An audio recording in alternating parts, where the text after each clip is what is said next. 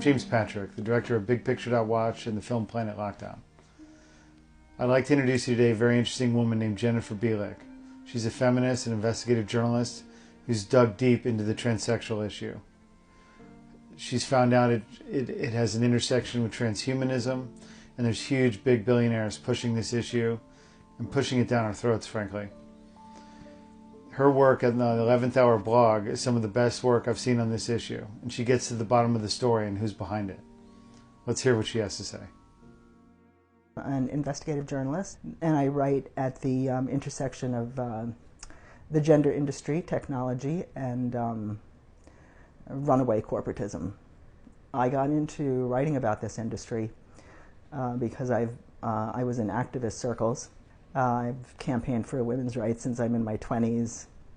I've campaigned for the environment, etc., etc. There came a point around 2013 or so that suddenly people were being deplatformed for acknowledging biological reality, that we are a sexually dimorphic species.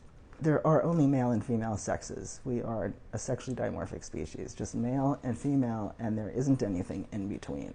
Transsexualism has been around probably in the United States since the 1950s. Some people remember Christine Jorgensen made a big splash in the papers. But, it wasn't really part of our vernacular, our, social vernacular at all. There was a few men who had this fetish, this adult male fetish of appropriating female, synthetic simulacrums of female biology for their, sexual gratification.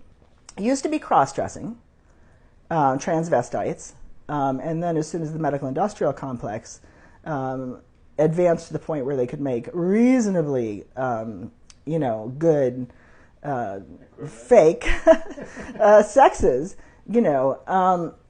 then, they started to appropriate female anatomy. Well, in the 1940s, this guy William Sims Bainbridge was born. He graduated Harvard as a sociology professor. He's written many, many, many books about cults, religions, technology, gaming, the future of psychological mind control.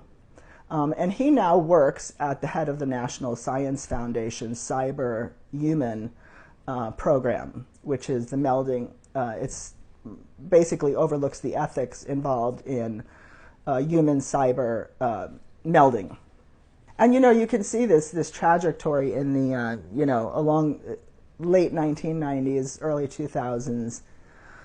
There was a big shift in the culture from data from the digital age and the information age, and it sort of moved into artificial intelligence, transhumanism, robots, nanotechnology, biotechnology, etc. So this is kind of where we're going now. This is like the future trajectory of this. But, Silicon Valley has been pushing a transhumanist agenda for, since the early 2000s, late 1990s. So then Bainbridge meets up with another interesting character, Martine Rothblatt, who is also a transhumanist. And Rothblatt is, he's a transsexual. He's a man that's appropriated simulacrums of women's biology for himself, and he calls himself, a transgender or a transsexual. And he's traveled around broadly in the culture in many different circles because he's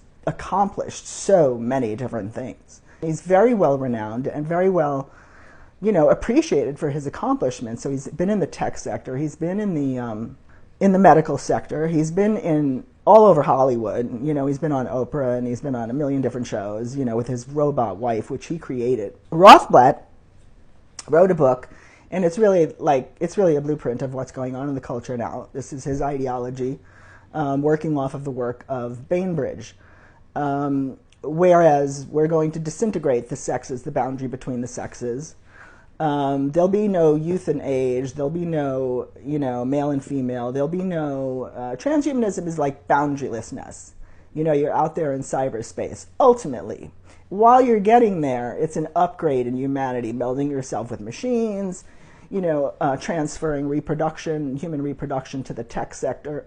in, I think it was late 1980. He got together with a whole bunch of other transvestite lawyers and transsexuals, and they created a document which was the very first gender bill, which brings disembodiment into the law, the sexual objectification of female biology, into parts, and making a human right out of that. So right? What do you mean disembodiment? Well, where he's going is full-on disembodiment, where everybody lives in cyberspace. We live in a virtual reality. We don't live in our bodies anymore. We're going to be uploaded into cyberspace. Well, in order to sell that to the public, transhumanism and disembodiment as a life, you're going to have to groom them and get them there. And the way to do that is to create this ideology that says that you can choose your sex. That's disembodiment. You can't choose your sex. You are the body that you were born as, no matter what happens to you. I mean, in 200 years, if they dig up my bones, they're going to find a female. You can't change that. So the ideology is promoting the idea that you can, right? So, and they're driving this ideology into children's schools, not only their schools. They're driving it into their entertainment, their social media platforms, their schools, all the organizations that that cater to children are all jumping on board with this ideology. And this has only happened in the past 10 years. I mean, before this, we didn't hear about this word. We didn't hear transgenderism. We didn't even hear transsexual. 2014, Laverne Cox was on the cover of Time magazine, owned by Mark Benioff. And it announced a transgender tipping point when there was really nothing preceding that to warrant that would be a tipping point. 2014.